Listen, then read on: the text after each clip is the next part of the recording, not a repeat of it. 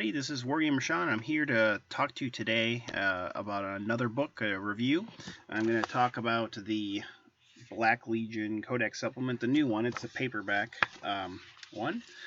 And I'm going to basically kind of go through the rules or new rules as it applies to the 40k games. There are some Altar of War missions and some fluff and stuff like that that are in there that we won't go through. But basically, it's talking about the Black Legion, which is kind of like the Sons of Horus's kind of leftover group that kind of after they lost, after Horus was killed, and they left and fled to the Eye of Terror, they kind of formed the Black Legion due to Abaddon.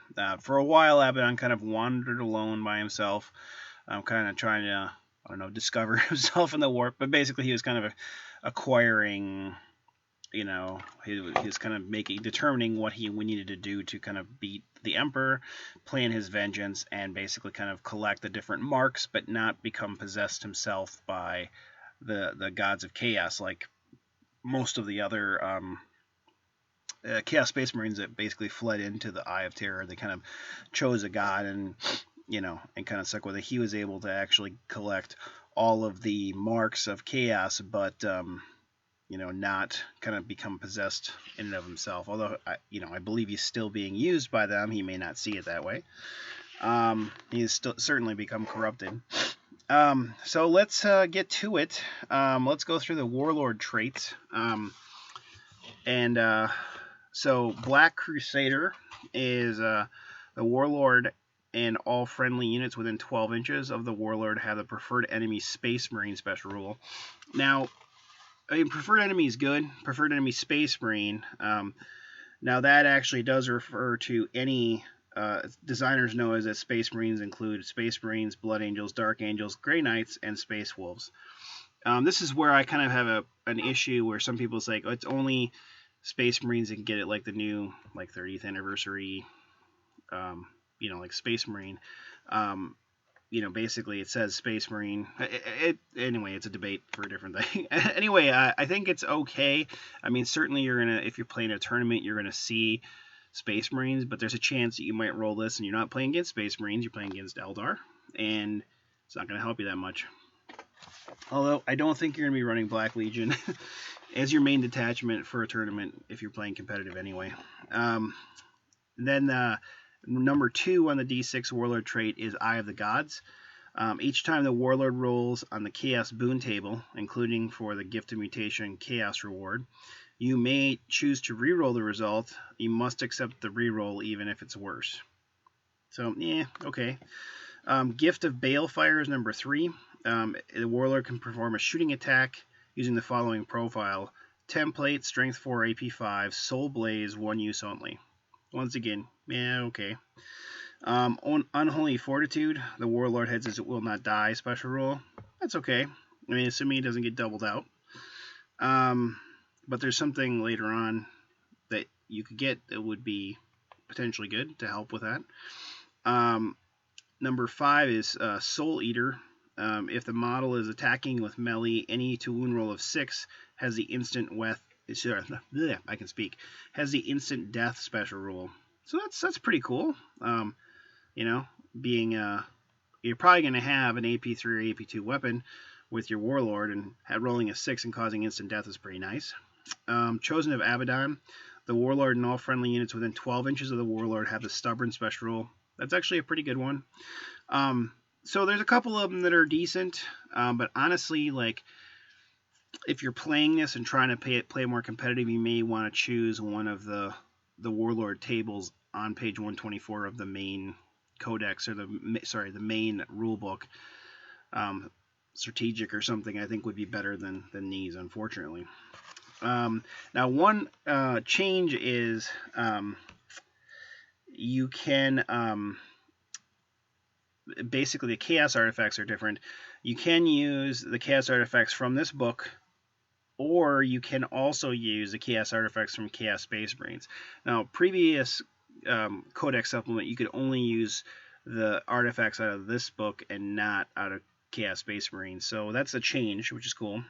And it says when generating Warlord from Warlord traits for the Warlord, You may roll out of the rule book, the big rule book, Chaos Space Marines, or on this table. So once again, you can kind of be helped out by using the Warlord table in the Chaos Space Marine book. Although once again, they're not that great either. So let's go through the Chaos Artifacts of the Black Legion. The Crucible of Lies is 25 points. The bearer of the Crucible of Lies has -1 toughness, but may reroll invulnerable saves of 1. For 25 points, I just don't think this is very good. I mean, I don't want to reduce my toughness. I don't want to be toughness 3, or if you're on a bike, maybe toughness 5 now becomes toughness, 4. If you have a marker no girl, I guess you're going back up to toughness 5, but still, I don't want to give up toughness and reroll invulnerable saving throws of 1.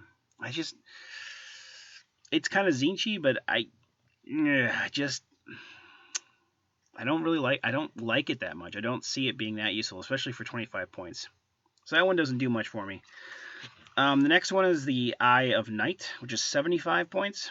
And once per game, instead of firing his weapon, the bearer of the Eye of Night can choose to make a shooting attack that has an infinite range, strength 5, AP 4, heavy 1, large blast, haywire maelstrom, ignores cover, 1 use only.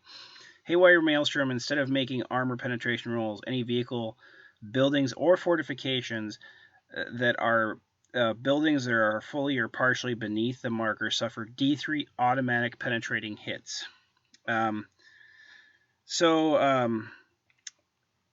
pretty good. 75 points. It's a large blast.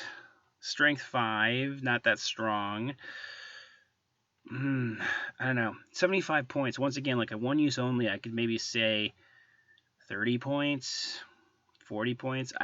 For some reason, and it could be just me. I apologize if I'm a little bitter because I like Chaos Space Marines to be a little bit better, but it just seems like they don't seem to quite get, like, this artifact, 75 points for doing this one thing, but the Hunter's Eye and the White Scars detachment artifacts is 25 points. It works for the whole squad. Everybody gets to ignore cover, and it works the whole game. This does not make any sense to me. Like, where did you pick 75 points? Did you just, like, pop it out of your butt and go, oh, let's charge 75 points? That sounds like a good... Yeah, 75 points, that sounds good. Anyway, it just really annoys me because I just don't see that being worth 75 points. Sorry. I mean, I guess potentially D3 for a super heavy, but you got a chance that you're going to roll a 1, and it's 1 penetrating hit. Ooh, a Haywire Grenade could have done that, I don't know. It just doesn't seem that great to me. The Hand of Darkness is the next one. That's 50 points, and that is a close combat. The bearer can make a single attack instead of using his normal attacks, and his strength times 2, AP 1, armor bane, flesh bane, and instant death. Now, 50 points is still kind of expensive for trading in all your attacks for 1 attack. I mean, when Chaos Demons can get, pay, I think, like 30 points for,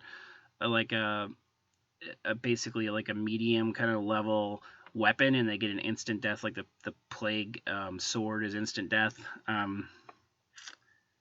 Now, Armor Bane and Flesh Bane's good, don't get me wrong. Instant death is nice too, and AP 1 is great. Strength times 2, so you're probably going to be hitting at strength 8. I don't know. I mean, maybe for 50 points, but remember, you're trading in all your attacks for 1 attack. It's in close combat. Let's say you're hitting on maybe 3s, maybe 4s. So like half the time or 2/3 of the time you're hitting with that 1 attack. It's a real bummer if you miss, and you roll. And let's say you even roll a 1 on the wound, and I don't know. Once again, 50 points expensive. I'd say maybe 25 points, 30 points. The last memory of Uranthos. He's a psyker that was responsible for the annihilation of his entire species. Basically they kind of put him into this, let's see, it bound him into a small crystal because they didn't want the whole dying race dying out. Tzeentch wanted to bind him in there because he was such a powerful psyker. So for 30 points, the bearer increases his mastery level by 1. Do not generate an additional psychic power for this bonus mastery level. Instead, the psyker knows the sunburst psychic power from pyromancy. In addition to any other powers he already knows, the psyker can choose to manifest sunburst with an increased range, though this will have an increased warp charge cost. So if you wish to increase the range to 12 inches, you have to use 2 charges. If you want 18 inches, you have to do 3. Declare the range of the power you are attempting to manifest before rolling. If the psyker suffers a peril of the warp attempting to manifest his power with an increased range, he is removed from play as a casualty. Do not roll on the perils of the warp table. He's just gone if you roll perils. And obviously your chances of perils goes up when you're rolling more dice. 30 points for sunburst, which is kind of meh power. Worthless, in my opinion. I'm sorry. Anyway, the next one is the Skull of Kerngar. He was a mighty champion of the Dark Gods long before Horus Heresy and the Rise of the Chaos Space Marines. Basically, it's 40 points, and the person gets Eternal Warrior and Adamantium Will specials. Now, for 40 points, Eternal Warrior, Adamantium Will, that one's worth it, and I could see doing that. When I was saying earlier when I was talking about the Warlord traits, that if you get It Will Not Die, that's nice to have with an Eternal Warrior Warlord. But that's a 1 in 6 chance that you get that Warlord trait. So I don't know. It's cool. I think the Eternal Warrior upgrade artifact is good. I don't know if the Warlord traits table is that good. The last one is the Spine Shiver Blade for 30 points. It's a strength of the user, AP3 melee, demon weapon, Quicksilver. So the bearer of the Spine Shard has +1 initiative in close combat because of the Quicksilver. And then you roll a d6 because it's a demon weapon, and you get that many extra attacks. Unless you roll a 1, in which case you do a wound to yourself, and you're hitting at weapon skill. I have to look it up for sure, but I could be wrong. But I think it's weapon skill 1 or 2, like your really crappy weapon skill for your fighting phase. But demon weapons are cool. AP3, not so great. But remember, if you put this on a demon prince, he becomes AP2 anyway. So it's a 30-point melee weapon. The increased initiative on a demon prince isn't going to help that much because the demon prince is already striking pretty fast. But it's a demon weapon. You know, it's a way to get another demon weapon, which is cool. So those are the chaos artifacts. Really, only 2 of them I think are worth their points, potentially, and maybe 1 really is the Eternal Warrior one. The demon weapon, maybe.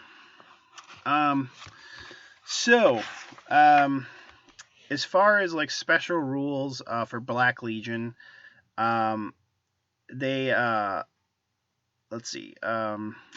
Chosen are troops instead of elite choices for Chaos Space Marines that are using the Black Legion book. So chosen are troops, which is kind of good. I mean, they're kind of expensive, but and then units in the Black Legion detachment or formation that have the option to take veterans along the war must do so. So they have to take veterans along the war if they are going to take them. If they can take it. Sorry.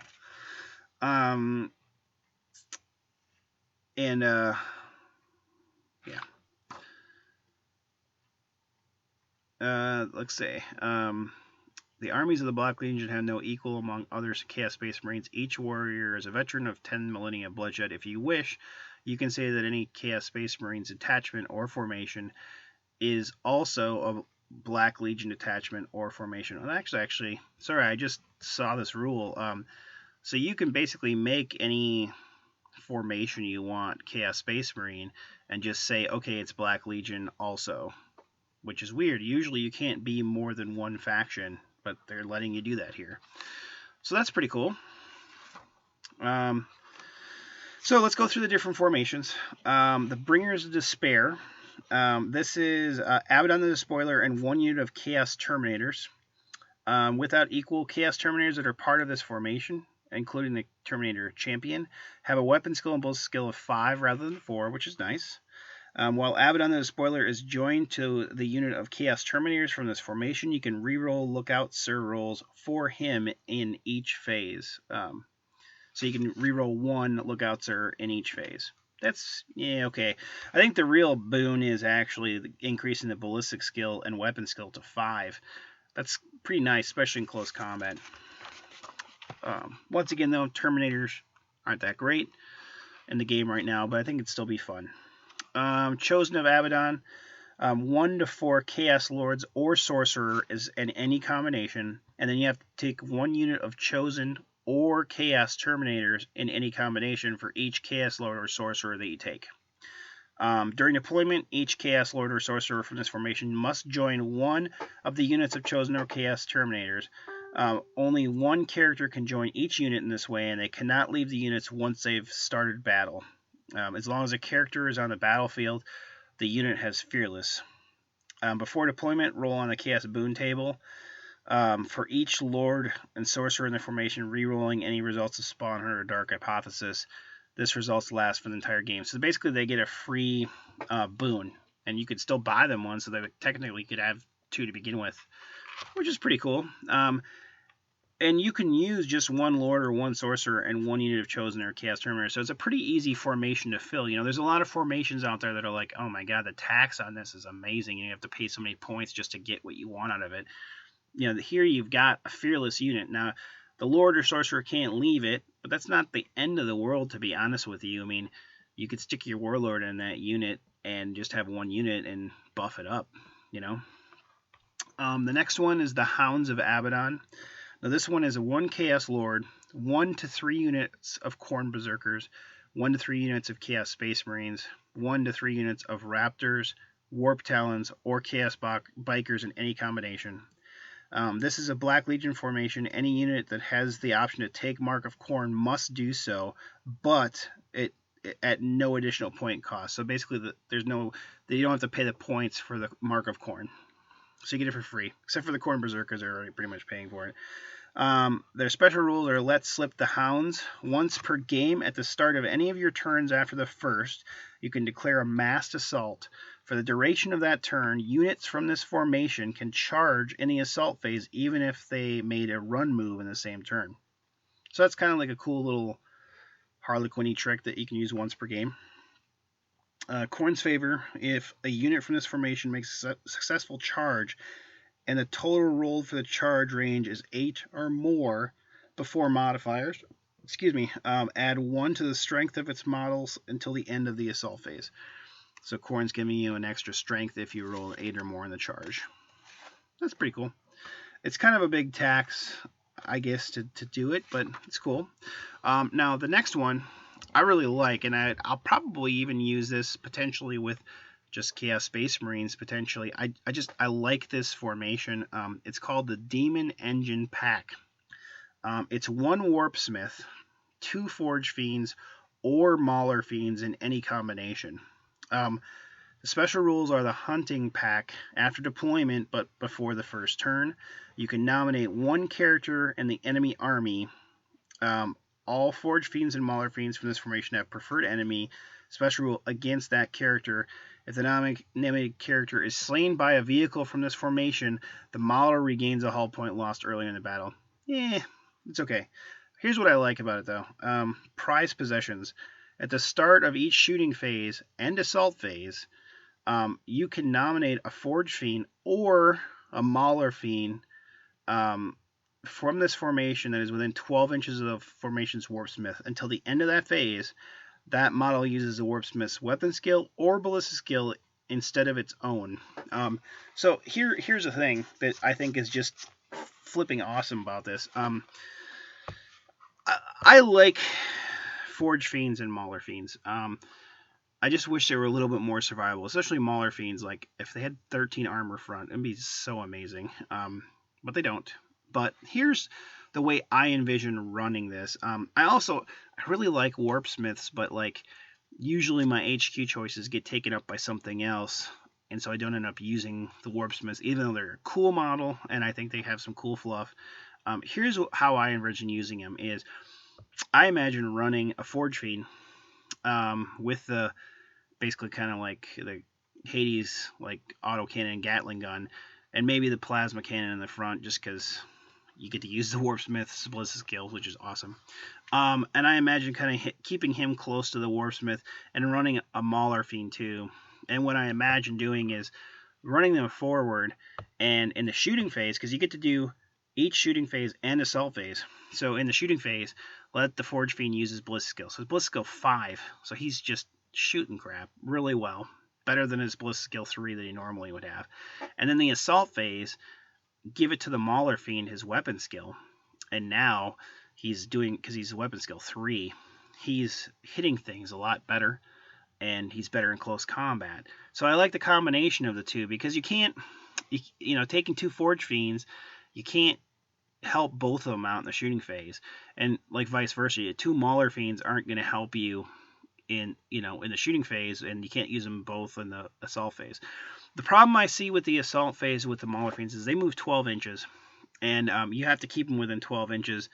So I see the Warpsmith kind of getting away from the Mauler Fiend pretty easily, so he may not benefit as much, but the Forge Fiend I really see, and Mauler Fiends are pretty good anyway, so just send his butt forward and with some other things that are high pressure, and they have to deal with them, so they're less likely to take out your dang Forge Fiend, which is more expensive and going to be doing more in the battle shooting-wise. So I really like this Demon Engine pack.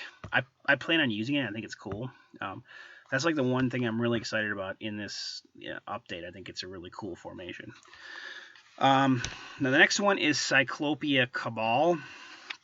This one is 3 to 5 sorcerers. At the start of each of your psychic phases, select one model from the Cyclopia Cabal to lead in a dark ritual. That model can attempt to manifest the Shroud of Deceit psychic power below. For each other sorcerer from this formation is within 12 inches, add 1 dice to the psychic test. These dice do not cost any warp charge points. So you kind of generate extra warp charge dice for this power from the other guys in the group. The Shroud of Deceit is a warp charge 3. In the psychic phase, that targets a single non-vehicle unit within 30 inches. The target unit cannot be locked in combat. You can immediately make a shooting attack with that unit as though they were part of your army. So this is another one I think would be really good. Even if you had 3 or 5 sorcerer, you have them in a unit, and let's say, maybe split them up, I guess, and hopefully they can survive. But let's say somebody drops down a drop pod with Grav Centurions, and they shoot something. Well, if one of your guys is alive and within 30 inches of him, hell, he could be in a vehicle and next turn get out and use this, but you get to use their Grav Centurions and make a shooting attack as though they were part of your army, and those Grav Cents can just wreck stuff. This is pretty powerful, actually. I really like this one, too. I think it has the potential to be really good. Also, not necessarily even Space Marines, but Eldar, too. Let's say you use this and you put it on a Wraith Knight. You got 2 D cannons shooting. That's pretty nice, right? I'll take it. So I think it has some real potential there. The next one is the Tormented. This one is 1 Demon Prince and 2 to 5 units of Possessed. The units of Possessed from the Tormented have a weapon skill and initiative of 5. That's cool. And the Rending special rule, cool too. However, any unit possessed from the Tormented that is not locked in combat at the start of its turn must take a leadership test. If it fails, it can only move d6 inches in the movement phase, as it is racked with mutative spasms. Units within 18 inches of the formation's demon pass the test automatically. One thing I want to say to GW, and I'm sure you and I love your game, and I would never, I love the game, so why do we need to change it? Because you're going to play it no matter what, numbskull. But one thing, if I could say, is whoever is deciding the rules on Possessed, could you please, I don't know, let somebody else do it, because or fix it, because you don't understand. You make Possessed terrible and then you make a formation for them and make them even worse because they have to take a test to see if they can do stuff. Like, no one wants to take Possessed anyway. I mean, I get that you made us do that for Khorne Demonkin because it's like a way to force you to take Possessed, but make them better, please. Like, please make them do something. And this formation, why? Why? That's all I'm going to say about this. Black Legion Warband is the next one. That one is 1 Chaos Lord, 0 to 1 Sorcerers, 2 to 6 units from Chaos Space Marines or Chosen in any combination, 1 to 3 units of Chaos Terminators or Possessed in any combination, 1 to 3 units of Raptors, Warp Talons, or Bikes in any combination, 1 to 3 units of Havocs or Hellbrutes in any combination. Favorite of the War Master: when a model from the Black Legion Warband earns a Chaos or a roll on the Chaos Boon table as a result of the Champion of Chaos special rule, roll twice on the table and choose either one or both results. So that's kind of cool because if you get a bad one, you can go, okay, I'm not taking that one, I'm going to use this one. Or if you get 2 good ones, you're like, I'm taking both. But it's kind of a big tax. You got to take a lot of units to kind of get this. Although you can do it kind of cheap, you know, because you only have to take 2 units of Space Marines or Chosen. The rest of them are 1 unit. Thirst for Glory. If an enemy unit is completely destroyed by a unit from a Black Legion Warband, all other units from the same Black Legion Warband can reroll to hit and to wound rolls of 1 until the end of that phase. That's also a helpful thing. All right. So that is it on the Black Legion review. I was hoping that they would get some type of Decurion type, detachment like Necrons, Eldar, stuff like that. And they had the perfect opportunity to do it. I mean, they did it with the Orc Codex, and that update wasn't really that good, I'm sorry to say. I mean, it's okay. There's one way you can run it that's really tough, and you take Gazgul, and he's got a 2-up invuln save because he wogs every turn, but it's a big tax on that. So there's kind of only one really competitive way to run it, but the rest of it's kind of meh. And they had an opportunity to kind of help make this better with a Decurion, and then they didn't do it. Which was disappointing, but I'm glad they updated it. I'm hoping Chaos Space Marines are going to get some more love at some point here. But that's my review of the Black Legion Codex Supplement. Hopefully you enjoyed it. Hopefully it was educational. I'll try to tomorrow or the next day try to get the Crimson Slaughter up and go through a review of that one. Okay, until next time, keep on wargaming, guys, and I will chat at you later.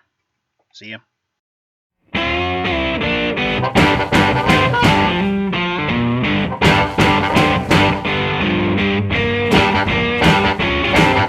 Goodbye, you sexy motherfucker.